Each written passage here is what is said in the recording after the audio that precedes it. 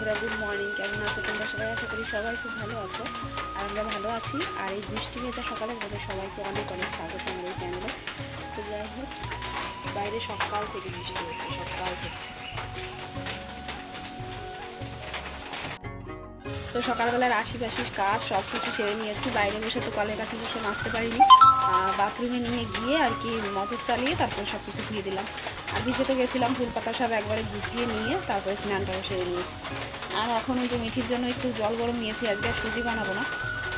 তো এই আর কি। আর পুজো দেওয়াটা তোমাদের সঙ্গে আর শেয়ার করতে পারিনি, কারণ এই ঘরে ফোন আমি এই টেবিলের উপর রেখে চলে গেছি, আর বৃষ্টির মধ্যে আমি আর আসতে পারিনি। তো যাই হোক, এখন আবার করবো, ভাতটা বসিয়ে দেবো। আর বাবাকে চা দিয়েছি, চা খেয়ে মাকে আবার একটু হরলিক্স বলে দেবো। ওই গরম জল নিয়ে যাচ্ছি তো, আর একবারে চাটাও বাড়ি নিয়ে যাবো। বাবা ব্রাশ করছে হয়তো। তো যাই হোক, চলো সারাদিনটা সঙ্গে থেকো। আজকে বৃষ্টি ভেজা দিনে কী কাজ করবো, কী শেয়ার করবো কিছুই জানি না। তো চলো, বাইরে বৃষ্টি পড়েই যাচ্ছে কী বলবো। তো চলো, কথা বলছি পরে। দেখো, সকাল থেকে বৃষ্টি তো একভাবে হয়েই যাচ্ছে। তোমাদেরকে বললাম আমি থালা বাসনও মাজতে পারিনি, কলের কাছে নিয়ে বসেছি। তো এমন জোরে বৃষ্টি এসেছে, মানে আওয়াজ হচ্ছিল না তখন, কিন্তু বৃষ্টি হয়ে চলেছে, ঝিরিঝিরি বৃষ্টি। এখন তো একটু তাও বেশি জোরে হচ্ছে, তখন মানে আরও বেশি ছিল আর কি। কিন্তু কোনো মানে শব্দ নেই, মনে হচ্ছে মানে বৃষ্টি হচ্ছে না, কিন্তু ভিজে যাচ্ছিলাম।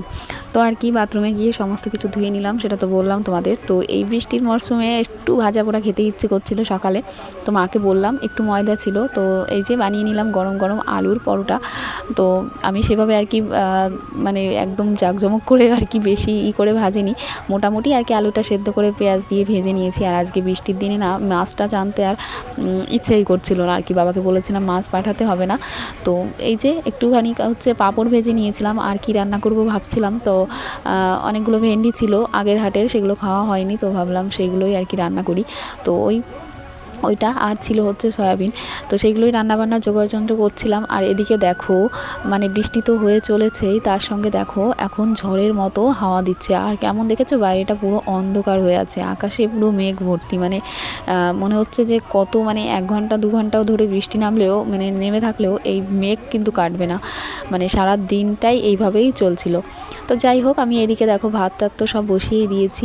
আর এই যে কেটে নিয়েছি ভেন্ডি কেটে নিয়েছি, আলু কেটে নিয়েছি। এটা দিয়ে আমি এখন করব সর্ষে আর কি, ভেন্ডি সর্ষে। তো এই যে প্রথমেই সর্ষে আর কি ভেজে নিয়েছিলাম, একটা যেন ভেজেছিলাম, আমি পাঁপড় ভেজেছিলাম, তো কড়াইটা একটু পুড়ে গেছিলো। তো যাই হোক, এখানে আমি আলু দিয়ে দিলাম, আর তার সঙ্গে তার আগে তো দিয়েই দিয়েছি কালো জিরে আর শুকনো লঙ্কা ফোড়ন। তো আলুটা একটু ভালো করে ভাজা করে নিয়ে তারপরে ভেন্ডিগুলোকেও ভেজে নেব। আর তারপরে তো একটু কালো সর্ষে মানে বেটে নেব। যে আজকে আমার সাদা সর্ষে নেই, মানে বেশ কয়েকদিন হয়েছে আর কি সাদা সর্ষেটা শেষ হয়ে গেছে, তো কালো সর্ষে ছিল, সেটাই আমি বাটবো।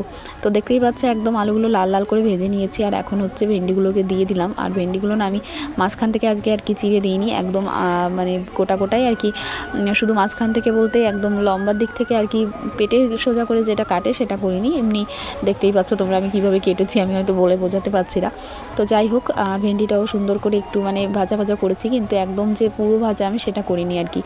তাও দেখো, নিচেই বসে আমি অন্য কি কাটছিলাম আলু টালু, তো সেটার জন্য একটু এক সাইডটা একটু পুড়ে গেছে, তো বেশি না। তো যাই হোক, একটুখানি ভাজা করে নিয়ে এখানে আমি হালকা করে একদম অল্প পরিমাণে জল দিয়ে দিয়েছি। আর তারপরে এই যে দেখো, শিলটা একদম ধুয়ে নিয়ে বসে পড়েছি জিরেটা বাটার জন্য। আর আমার রান্নাঘরটা এই বৃষ্টির মরশুমে তোমাদের দেখানো হয়নি, একদম অবস্থা খারাপ। কারণ আমি এমন করে আর কি বসে রান্না করছিলাম, মানে দাঁড়িয়েই করছিলাম, কিন্তু নিচে এই যে বাটাকুটি করার জন্য তো বসতেই হয়। আর চারিপাশটা পুরো জল পড়ে আর কি ভিজে গেছে।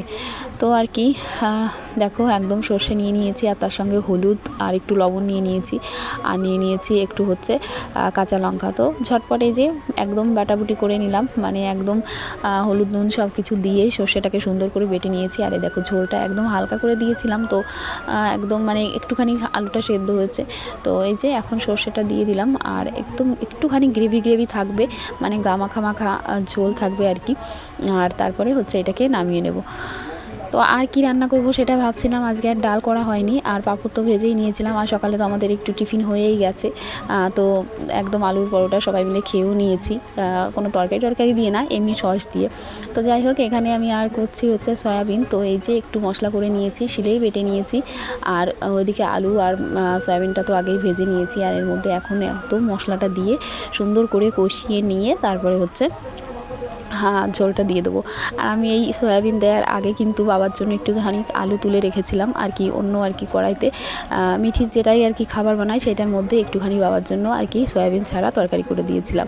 তো এই যে আজকে রান্নাবান্না, আর সারাদিন তোমাদের সঙ্গে কোনো ভিডিও শেয়ার করতে পারিনি, এটা একদম রাতের ভিডিও। আমি বিকালে একটি সন্ধ্যার দিকে গেছিলাম একটু ডাক্তারের কাছে, কারণ আমার মানে প্রচণ্ড অ্যালার্জি হচ্ছে, মানে তোমাদের দাদাভাই থাকাকালীন ওষুধ এনে দিয়ে গেছিলো, তাও কমছিল না। তো ওই ডাক্তারের কাছে গেছিলাম মিঠিকে রেখেই, আর এসে দেখি ঠাম্মি আর উনি মিলে এই যে এরকম নাচানাচি করছে। তো আজকের ছোট্ট ব্লগটা এখানেই শেষ করছি, দেখা হচ্ছে নতুন ব্লগে। ততক্ষণে তোমরা সবাই সুস্থ থেকো, ভালো থেকো। আর আজকের ব্লগটা কেমন লাগলো অবশ্যই কমেন্ট করে জানিও, আর অবশ্যই সাবস্ক্রাইব করে দিও।